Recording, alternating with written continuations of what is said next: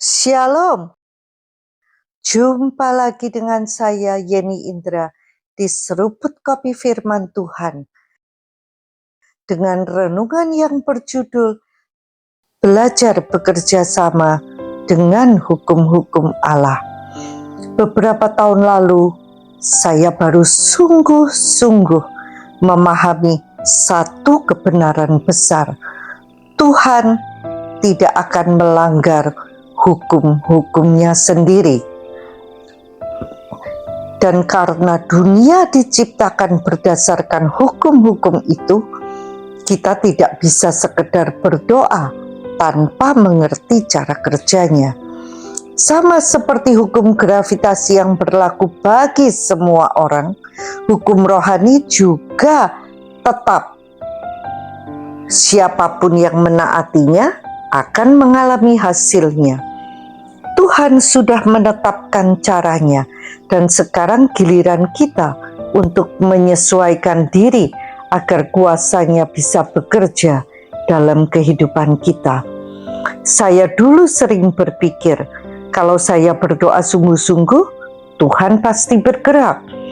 Tapi kenyataannya banyak doa yang tak kunjung dijawab, bukan karena Tuhan tidak mau, tapi karena saya tidak mengerti bagaimana cara hukum rohani itu bekerja. Firman Tuhan berkata, bagi Dialah yang dapat melakukan jauh lebih banyak daripada yang kita doakan atau pikirkan, menurut kuasa yang bekerja di dalam kita. Efesus 3 ayat 20. Perhatikan bagian akhirnya, menurut kuasa yang bekerja di dalam kita.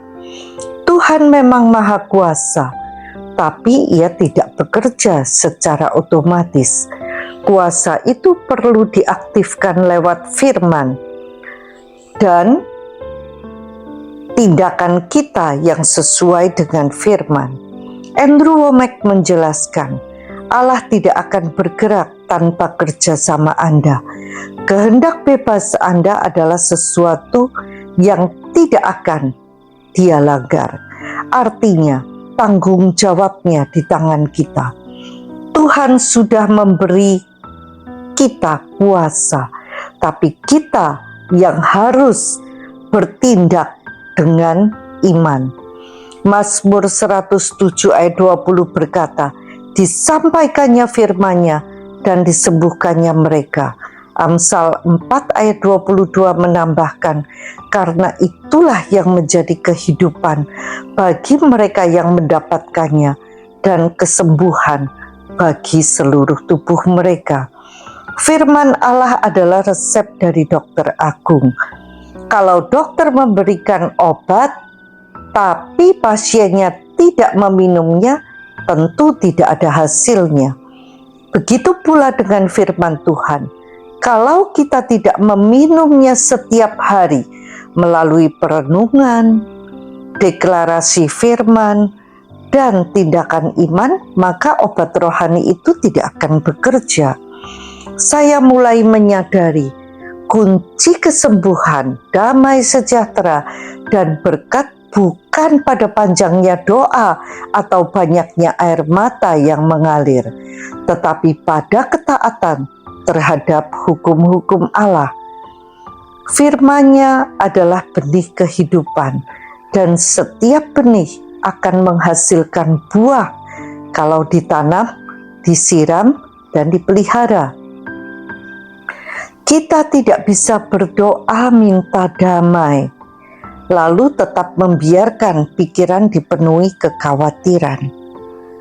Tidak bisa pula minta kesembuhan, tapi setiap hari mengucapkan, aduh, sakitku makin parah. Hidup kita akan selalu bergerak ke arah pikiran yang dominan. Amsal 23 ayat 7 berkata, sebab seperti orang yang membuat perhitungan dalam dirinya sendiri, demikianlah ia. Artinya, kita menjadi seperti yang kita pikirkan. Kalau pikiran kita dipenuhi ketakutan, hasilnya adalah kecemasan.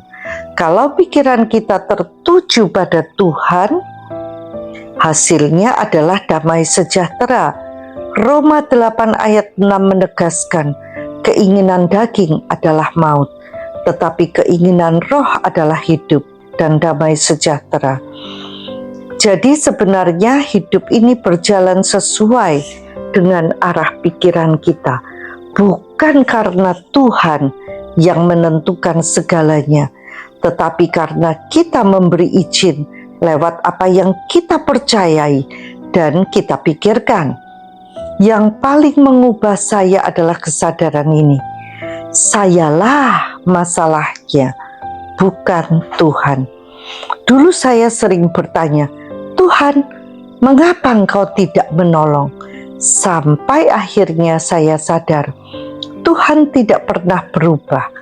Firman-Nya tetap sama, tapi sayalah yang perlu belajar bagaimana hukum-hukum-Nya bekerja. Ketika saya menyesuaikan diri dengan firman, segalanya mulai berubah. Hidup saya jadi lebih tenang, iman bertumbuh, dan doa-doa saya lebih sering terjawab. Bukan karena Tuhan baru mendengar, tapi karena saya baru tahu caranya. Kebenarannya sederhana. Tuhan sudah menyediakan semuanya. Ia sudah memberi kuasa, berkat, dan kesembuhan.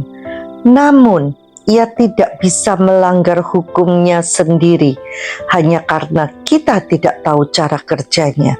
Kalau kita mau hasil yang berbeda, kita perlu berpikir berbeda. Isi pikiran kita dengan firman, bukan dengan kekhawatiran.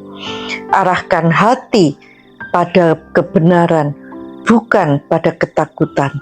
Dan biarkan kuasa Allah bekerja melalui iman kita. Hukum-hukum Tuhan itu tetap, tapi begitu kita belajar berjalan bersamanya, hidup kita tidak akan pernah sama lagi. Siap praktek? Yuk! Sampai jumpa di episode berikutnya bersama Yeni Indra di Seruput Kopi Firman Tuhan. Tuhan Yesus memberkati.